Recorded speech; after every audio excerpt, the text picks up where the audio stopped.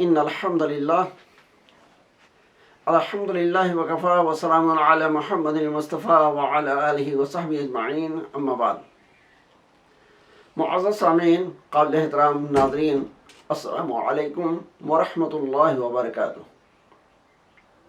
اللہ تبارک و تعالیٰ کا شکر احسان ہے کہ اس نے ہمیں اور آپ کو بے شمار نعمتوں سے نواز رکھا ہے، اور انہی نعمتوں میں سے آج ہمیں ایک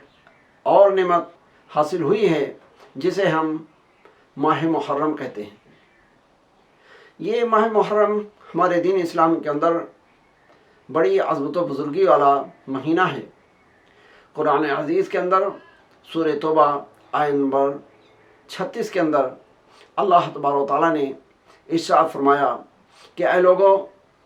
جس دن اللہ تبارک و تعالیٰ نے زمین و آسمان کو پیدا کیا 12 مہینے مقرر فرمائے، اور ان میں 4 مہینے عزت و حرمت والے ہیں۔ فلا تظلموا فیہن انفسکم، تو اے میرے بندو، ان حرمت و عزت والے مہینوں میں تم اپنے نفسوں پر ظلم نہ کرو۔ یعنی اللہ تبارک و تعالیٰ کی عبادت و اطاعت کے اندر کوتاہی اور کمی کر کے، گناہوں معصیت کا ارتکاب کر کے تم اپنے آپ پر ظلم نہ کرو۔ پتہ چلا یہ کہ اللہ تبارک و تعالیٰ نے ہمیں اور آپ کو اس آیت کریمہ کے اندر اس ماہ محرم اور دوسرے حرمت و عزت والے مہینوں کے تعلق سے یہ تاکید کی ہے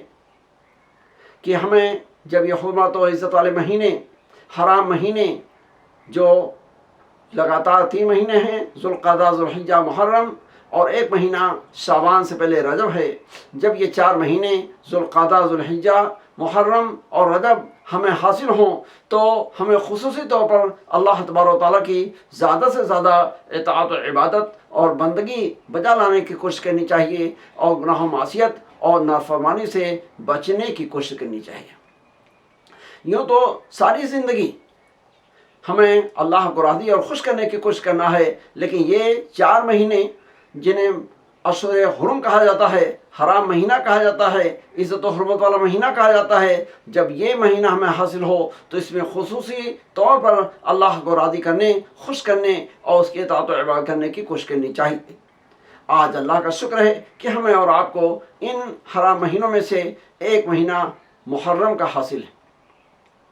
اللہ کے نبی جناب محمد رسول اللہ صلی اللہ علیہ وسلم نے بھی اس محرم کے مہینے کے تعلق سے ہمیں کچھ تاکید کی ہے۔ چنانچہ حضرت ابو ہریرہ رضی اللہ تعالیٰ عنہ سے صحیح مسلم کے اندر اور مشکوٰۃ المصابیح کے اندر یہ روایت نقل کی گئی ہے کہ اللہ کے نبی صلی اللہ علیہ وسلم نے فرمایا کہ افضل الصیام بعد رمضان شہر اللہ المحرم، و افضل الصلاۃ بعد الفریضہ صلاۃ اللیل۔ یعنی اللہ کے نبی صلی اللہ علیہ وسلم نے ارشاد فرمایا کہ اے لوگو، رمضان المبارک کے روزوں کے بعد نفلی روزوں میں سب سے زیادہ افضل اللہ کے مہینے محرم کے اندر روزہ رکھنا ہے۔ اور اس ماہ محرم کے اندر یوں تو ہم نفلی روزہ زیادہ بھی رکھ سکتے ہیں، لیکن جو اللہ کے نبی صلی اللہ علیہ وسلم کی سنت مؤکدہ ہے وہ عاشوراء کا روزہ ہے، یعنی محرم کی 9ویں اور 10ویں تاریخ کا روزہ۔ اسی طریقے سے صحیح مسلم صحیح بخاری کے اندر حضرت عبداللہ بن عباس رضی اللہ تعالیٰ عنہ سے یہ روایت نقل کی گئی ہے۔ وہ بیان کرتے ہیں کہ میں نے اللہ کے نبی صلی اللہ علیہ وسلم کو دیکھا کہ نفلی روزے، جو عام نفلی روزوں میں زیادہ فضیلت والے روزے ہیں، ان میں اللہ کے نبی صلی اللہ علیہ وسلم عاشوراء کے روزے کا کچھ زیادہ ہی اہتمام فرماتے تھے۔ لہذا ہمیں اور آپ کو یہ بات خیال رکھنی چاہیے کہ یوں تو عام نفلی روزوں کے رکھنے کا اہتمام کرنا چاہیے، اور خاص طور پر نفلی روزوں میں جو فضیلت و خصوصیت والے روزے ہیں، جیسے جمعرات کا روزہ ہے، سوموار کا روزہ ہے، ایام بیس کے روزے ہیں، تو عرفہ کا روزہ ہے، تو یہ سارے روزے اپنی جگہ پر ہیں، ہمیں لیکن جب عاشورہ کا روزے کا موقع آ جائے تو ہمیں ان روزوں کے مقابل میں اس کا زیادہ اہتمام کرنا چاہیے اور شرعی آداب کا خیال کر کے یہ عاشورہ کا روزہ ہمیں رکھنے کی کوشش کرنی چاہیے۔ حضرات گرامی،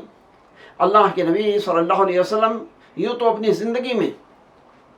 عاشورہ یعنی 10ویں محرم کا روزہ رکھتے رہے اور رکھنے کا امت کو حکم دیتے رہے، لیکن آپ کی وفات سے 1 سال پہلے، یا یہ کہیے کہ آپ کی زندگی کے اندر جو آخری محرم آیا اور آخری عاشورے کی تاریخ آئی تو اس میں آپ صلی اللہ علیہ وسلم نے خود بھی روزہ رکھا، صحابہ کرام رضی اللہ تعالیٰ اجمعین کو بھی روزہ رکھنے کا حکم دیا۔ لیکن اس موقع پر اللہ کے نبی صلی اللہ علیہ وسلم کو اس بات کی اطلاع دی گئی کہ ھذا یوم یعظمہ الیہود والنصارى، کہ اللہ کے رسول صلی اللہ علیہ وسلم یہ عاشورہ 10ویں محرم کا دن ایک ایسا دن ہے کہ جس کی تعظیم اور تکریم یہود و نصارہ بھی کرتے ہیں۔ اللہ کے نبی صلی اللہ علیہ وسلم نے یہ سن کر کے ارشاد فرمایا لئن بقیت الی قابل لأصومن التاسع، کہ اے لوگو جب یہ بات ہے تو اگر میں اگلے سال زندہ رہا اور میری زندگی کے اندر یہ محرم کا مہینہ آیا تو میں محرم کی 10ویں تاریخ کے ساتھ ساتھ 9ویں تاریخ کا بھی روزہ رکھوں گا۔ لیکن اتفاق ایسا کہ پھر آپ کی زندگی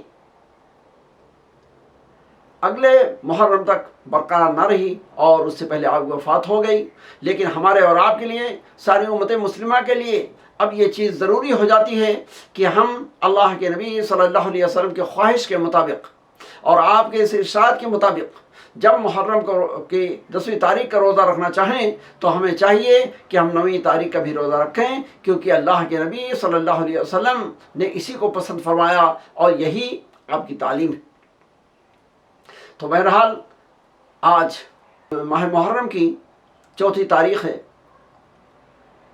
جب 10ویں تاریخ اور 9ویں تاریخ کا موقع آئے تو ہمیں کوشش کرنی چاہیے کہ محرم کی 9 اور 10 تاریخ کا ہم نفلی روزہ رکھیں۔ یہ اس مہینے کی ایک خصوصی عبادت ہے، ویسے تو اور جملہ عبادتیں ہم جتنا کوئی بھی بجا لائیں یہ ہماری اور آپ کی خوش بختی اور خوش نصیبی کی بات ہے۔ ہم اللہ تبارک و تعالیٰ سے دعا کرتے ہیں کہ اللہ تبارک و تعالیٰ کہنے والے کو بھی، سننے والوں اور والیوں کو ساری کی ساری اطاعت و عبادت بجا لانے کے ساتھ اس ماہ محرم کی 9ویں اور 10ویں تاریخ کا روزہ رکھنے کی توفیق عطا فرمائے اور ہماری ساری کے ساری عبادتوں اور اطاعتوں کو درجہ قبولیت عطا فرمائے۔ آمین۔ اقول قولی ھذا استغفر اللہ لی ولکم ولسائر المسلمین فاستغفروہ من کل ذنب انہ هو الغفور الرحیم، وآخر دعوانا ان الحمد للہ رب العالمین، والسلام علیکم ورحمۃ اللہ وبرکاتہ۔